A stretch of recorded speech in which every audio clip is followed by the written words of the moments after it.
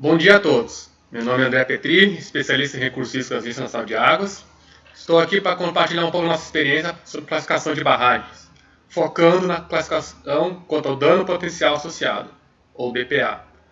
Vamos focar aqui muito nas barragens de acumulação de água, mas para você que deve fazer classificação de barragem, contenção de resíduos de mineração ou resíduos industriais, é tudo muito semelhante. Basta aplicar os quadros da resolução CNRH 143/2012 para o seu caso. Vamos lá. O que é o dano potencial associado? É um instrumento da Lei nº 12.334/2010, que é a lei que estabeleceu a Política Nacional de Segurança de Barragens. O dano potencial, mas o conceito definido na lei é que ele é decorrente de um vazamento, ruptura ou infiltração ou alguma falha na barragem e suas consequências. As consequências desse rompimento geralmente são analisadas a jusante, onde vão. Mas na resolução CNRH 143/2012 fala também que as consequências podem ser a montante. Depois nós podemos detalhar um pouco isso mais, mas o nosso foco é a consequências a jusante, onde vai o rompimento. O que ele se baseia para a classificação do dano potencial? Potencial de perdas de vidas humanas, impactos econômicos, sociais e ambientais decorrentes da ruptura. A classificação de barragem contra o dano potencial é fundamental se você quer dizer se uma barragem está ou não está submetida à Lei nº 12.334/2010. Isto é, toda barragem deve ser classificada como dano potencial associado. Somente as que forem de dano potencial baixo, altura inferior a 15 metros, volume inferior a 3 hectômetros cúbicos e que não contêm resíduos perigosos que podem serem excluídas da abrangência da lei.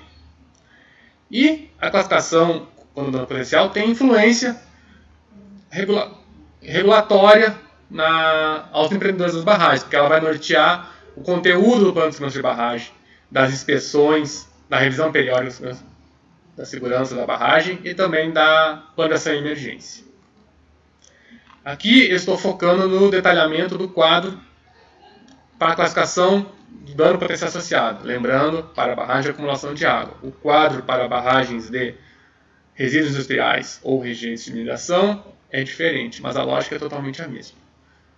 Você vai classificar a barragem em dano potencial alto, médio ou baixo. Para cada item que você analisar, vai ter um elemento que vai ter uma descrição, uma pontuação associada. Você vai escolher qual é a melhor adequada para a sua barragem, as consequências jusante, e vai anotar essa pontuação. Depois, somatório dessa pontuação, caso dê de 0 a 10, você vai classificar a barragem como dano potencial baixo. Entre 11 e 15, o dano potencial é médio. De 16 para cima, o dano potencial é alto.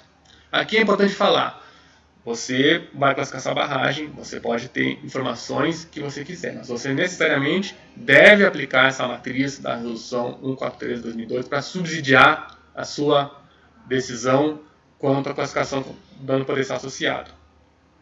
Vamos detalhar cada elemento. No anexo 2 da resolução 143/2012, existe o quadro com a descrição de cada elemento para a classificação do dano potencial associado. Ele está em forma de colunas, eu aqui para facilitar a sua visualização, coloquei em forma de linhas. Então, você vai ver o primeiro item, volume do reservatório. Você vai ver qual é o volume do seu reservatório e vai ver qual é a descrição que melhor se encaixa na sua barragem. Se o volume for menor do que 5 milhões de metros cúbicos, a pontuação associada é 1. Se ele for entre 5 e 75 milhões de metros cúbicos, a pontuação associada é 2.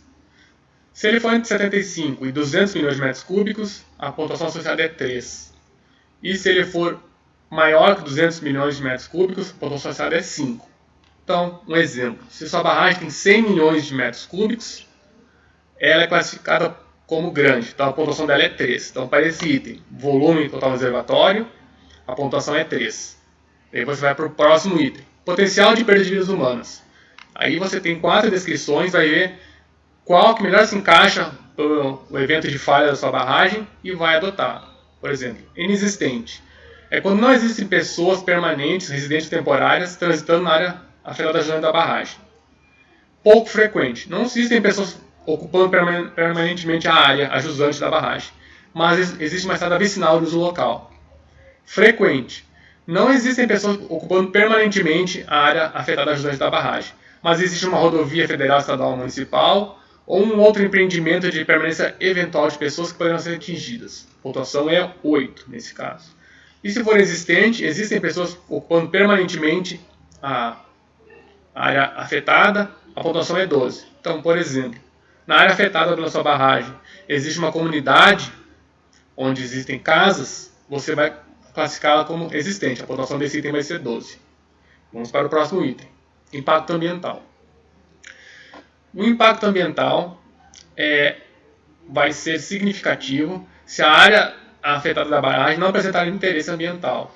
A área protegida em legislação específica vai ser totalmente descaracterizada das suas condições naturais. Você vai associar a pontuação 3. Se a área afetada da barragem for de interesse ambiental ou protegida por legislação específica, você vai adotar a pontuação 5. Então você vai ver qual das duas descrições melhor se encaixa e vai anotar a pontuação. Depois você vai anotar o impacto socioeconômico, o próximo item.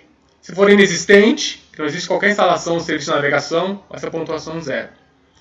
Se for baixo, existe pequena concentração de instalações residenciais, comerciais, agrícolas, industriais ou infraestrutura, inclusive navegação, pontuação 4.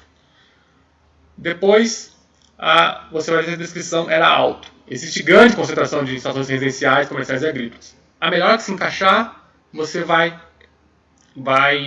adotar para a sua item. Então você teve esses 4 itens: volume, potencial de perda de vidas humanas, impacto ambiental, impacto socioeconômico. Você escolheu qual é o mais adequado para a sua barragem e vai fazer o somatório disso. Então, qual é o roteiro geralmente que a gente faz? Você vai primeiramente definir qual é a área afetada pelo rompimento da barragem. A resolução CNRH descreve que a área afetada é a jusante ou a montante potencialmente comprometida por afetar a ruptura da barragem, cuja metodologia de definição dos seus limites deverá ser determinada pelo órgão fiscalizador. Você pode usar o modelo hidráulico para fazer computacional, para fazer o cálculo da área afetada. Pode usar a metodologia simplificada de geração de mancha, que a Ana também dá o curso para fazer, ou você pode adotar o critério que você quiser. Uma área que você acha interessante de olhar, você vai definir. Depois, você vai aplicar a matriz com os critérios do DPA, de dano potencial associado. Geralmente, você aplica a matriz da resolução CNRH 143/2012, foi a que eu mostrei anteriormente, que se aplica a grande maioria das pessoas. Caso seu órgão fiscalizador editou critérios complementares, você vai utilizá-los na classificação das suas barragens somente. Por exemplo, a Ana editou a resolução 132/2016, que definiu critérios complementares para a classificação contra o dano. Então, ela utiliza essa resolução ao invés da resolução do CNRH. Caso seu órgão fiscalizador não tenha critérios complementares, utilize a do CNRH. Na somatória, você vai definir o DPA em alto, médio ou baixo, conforme a pontuação verificada. Primeiramente, a área afetada. Como falou, você vai definir qual área, que é um exemplo da mancha simplificada que a Agência Nacional de Águas utiliza. Ela tem toda a área onde eventualmente seria o potencial, a área afetada pelo rompimento da barragem, e lá dentro você vai definir qual é a ocupação da área, se é permanente, se é frequente, se é pouco frequente ou inexistente, o impacto ambiental e o impacto socioeconômico. Lembrando que o volume já é um critério pré-definido. Após, nós temos o cálculo do DPA conforme a matriz. Eu vou mostrar agora para vocês, só botando em forma de planilha, como seria esse somatório. Vamos classificar então a barragem. Primeiramente, o volume total do reservatório. Eu aqui já botei em forma de planilha para facilitar a sua visualização. Mas, por exemplo, meu reservatório de água tem 2 hectômetros cúbicos, ele é classificado como pequeno. O coeficiente lá à direita é 1. Caso eu bote 30, já mudou para médio. O coeficiente é 2. Aqui está o médio e aqui está o coeficiente 2. Vou botar 100 hectômetros cúbicos. O resultado foi classificado como grande. Coeficiente 3. Botar 300 hectômetros cúbicos. Foi muito grande. Então, dependendo do volume, vai ter uma pontuação. Eu vou deixar aqui o volume de 3 só para a gente ver o pequeno. Agora vamos ao potencial de perdas de vidas humanas. Geralmente, para a gente classificar, a gente conta quantas casas isoladas tem, povoados, conjuntos habitacionais, estradas vicinais, rodovias, isso para facilitar. Mas o que interessa mesmo é aqui, o impacto, aquelas 4 descrições. Se eu acreditar que é inexistente, que é essa descrição que a gente já viu lá, o coeficiente aqui está 0. Se eu acreditar que é pouco frequente, que geralmente é quando só temos estradas vicinais na área afetada, o coeficiente vai para 4. Já mudou aqui. Por exemplo, o coeficiente é frequente. Não existem pessoas na área, mas existe alguma rodovia ou um empreendimento de pendência eventual. O coeficiente já foi para 8. Vocês já viram que já mudou aqui na somatório o dano potencial. E existente, a pontuação é 12. Vou deixar existente para nós vermos. Impacto ambiental. Temos aqui só 2 possibilidades. Significativo ou muito significativo. Você vai à descrição, se você considerar que é significativo, a pontuação é 3. Se você considerar que é muito significativo, a pontuação é 5. O impacto socioeconômico também vamos à descrição. Inexistente, baixo ou alto. Se for baixo, o coeficiente é 4. Se for alto, o coeficiente é 8. Então o somatório desse coeficiente para cada um desses elementos vai dar um dano potencial. Aqui você está vendo que a soma dá 26. Então o dano potencial é alto. Por exemplo, se eu colocasse aqui, fosse aqui, pouco frequente a minha porcentagem de perdas de vidas humanas e fosse baixo o impacto socioeconômico, o meu dano potencial seria médio.